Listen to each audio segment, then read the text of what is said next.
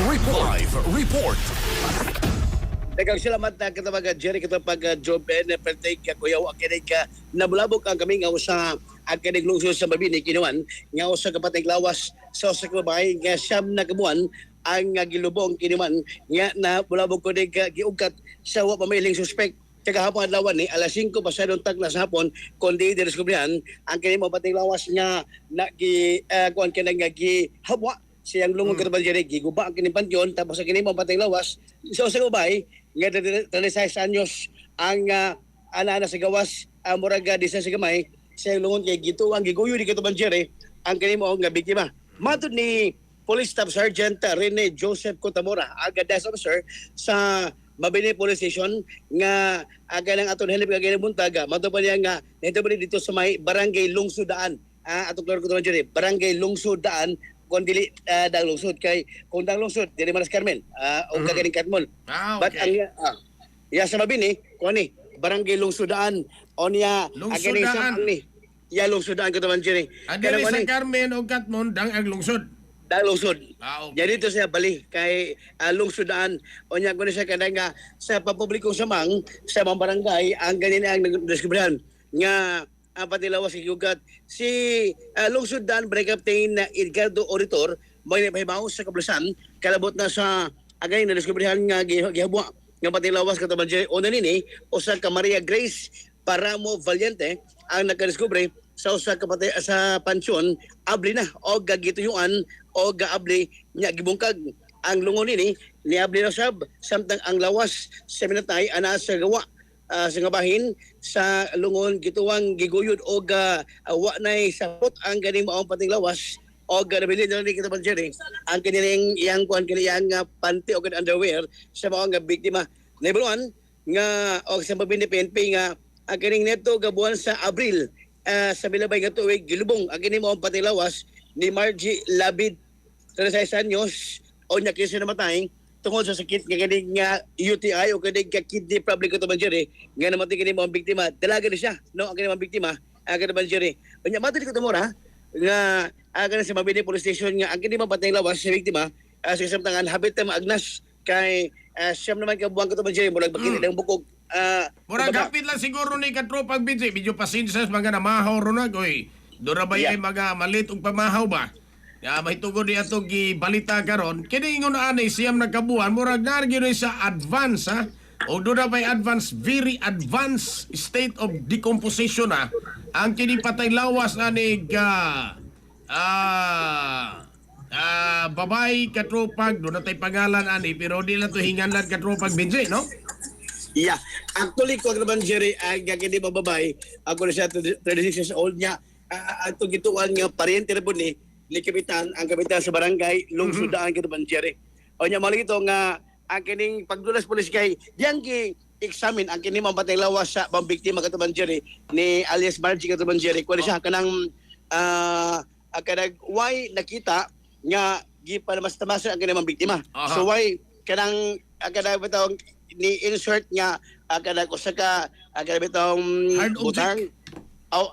object ito Jerry humog bagahe nga object sa ang private parts sa mga nga biktima. So ang kining PNP ron o yung mga kanang pipila ka mga nakakita o nagasaksi sa mga lapit gituan nga posibleng ang tuyo og tumong sa mga nga suspect nga katog way po ang gito Jerry nga may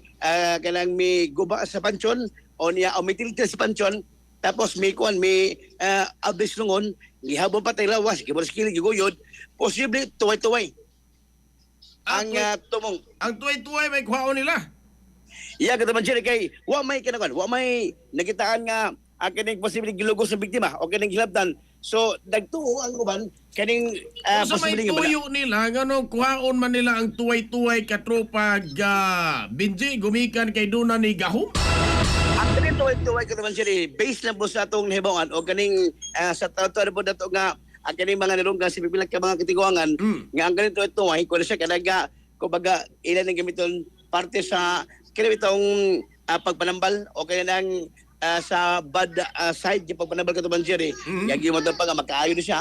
ang kaning tuway or sa kanining basa sa mga kaning kulto-kulto ka ito man Jerry nga giingo ang kaning tuway makahataw na kong tabang sa usa ka kining cult leader o yung mga mananambal nga motambal ka man Jerry kung doon na siya kining maong tuway nya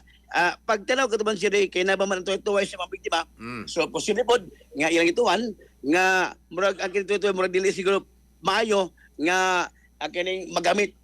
mao na nga punto no kay ang ito ay matupa based sa doktor intact pa so kay mao to nga kita man Jerry nga wa po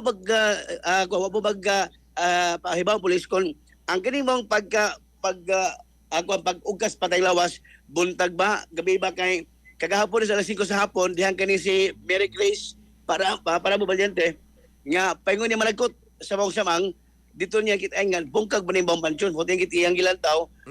paglantaw ang lungon abri na ang patay lawas sa skilid so dito nagkarakara muraga gibati ka ng libot ya balhibo ka to man Jerry bato ni dagas gawas og nagpahibaw kaning sa barangay opisyal o niya mo to nga so ang katupong tupad po nga kaning pansyon katuban Jerry mga siguro maganing mga usa ka laga lang ang gilayon o kaning duha ka laga ang gilayon sa kaning pansyon ni kaning mo babae biktima ugwan kabot gisuwag daltil ang kaning mo pansyon katuban Jerry so posible nga nga nakita o nilabay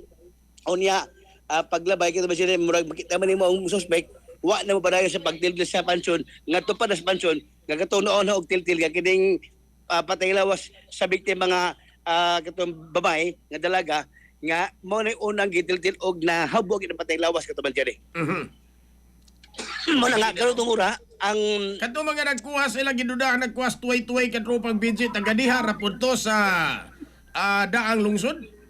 Now, mo na'y subayan karon sa tog kapulisan sa Mabini, pulis sa Bohol, kataban Jerry kay blanco pa at Mabini kon kinsa gyud ang posibleng suspect duha ba kagini o sa kagini mihimo sa ingon kay wa may CCTV sa maong samang ikaw wa po'y caretaker nya wa po'y nakita ko dadulay sud sa maong depit kataban Jerry sumana nga ang atong kapulisan karon sa Mabini o sa silang dakong kanang dakong puzzle karon sa pagtumbok kung kasi kini mong suspect ang akin din ang may habwa sa patay lawas sa mga biktima o gagi guyod na sa una sa lungod kataban Jerry. Muna atin nung tani ang sitwasyon kay actually muna ako kinuhang pag-cover kataban Jerry ngayon nga situation katos karkarpot sa milabay nga tuig katong dalaga nya katong lahi po to kay gilubong karon daw unya gihabwa ng gabi pagkauba na nabulabog nya posible po tong gituhan katuban siya nga dunay papadamas-damas po tong usa ka babaeng maanig po to sa karkar sa milabay nga tuig nga gihabwa gyapon sa kining suspect nga until now wa gyud to mailhi kung kinsa tong suspect katuban siya nga may habwas patay lawas sa katong diskarkar o nya kini po sa Bohol mo na ko kinuha nga kining nabalita nga same siya nga paghabwa bata why nakita nga kaning dunay pagpadamas-tamas although dunay mga posible pagduda nga kining ang tuway-tuway may kining kuhaon sa suspect bata wa gyud makiingon makatumbok nga mo gi tumong no kay ang tuway-tuway na naman bata still mo ni pagduda sa kadaghanan katuban Jerry so ang Mabini police station ron ang ilang unang ilang pagsuta pagtumbok sa suspect kung kinsa ni o gadya nila sugdan ang ilang investigasyon kung usay nganong tumong o usay iyang plano o nganong iyang nagibuhat o diyan na sila mo kadaga pagplastar pag-file og kaso o usay posible kaso nga haom nga ipasagang kaso kung mailan ang suspect katuban Jerry. Mo kana atong nahibuk ako nga report eksklusibo kalabot sa kini og patay lawas sa usa ka 36 anyos nga babae ang giugat o gihapwa human sa siyam kabuan nga pagalubong dito kini mo sa may barangay Lungsudaan sa lungsod sa Mabini. Katropa ay magkalimot gihapon sa paghaplas kanunay sa Santon Herbal Oil. Makatabang kini og katabang labi na katuloy mga panahon sa kalawasan ihaplas lang ang Santon Herbal Oil. Hindi mo kini sa Yes to Health Incorporated mapalit sa pharmacy butika sa lugar. O yun man sa Yes to Health Incorporated o pharmacy nga himutang diha sa Maidan diha ko Silem ubos lang sa XFM Cebu 88.3 nga station sa utubad lang sa Barangay Hall sa Zapatera, mga katropa. Gigisigawas, alas sa Pilipino para sa Pilipinas ni katropa. Benji Talisik, X-Men News. XFM Report. Bullseye! Bullseye!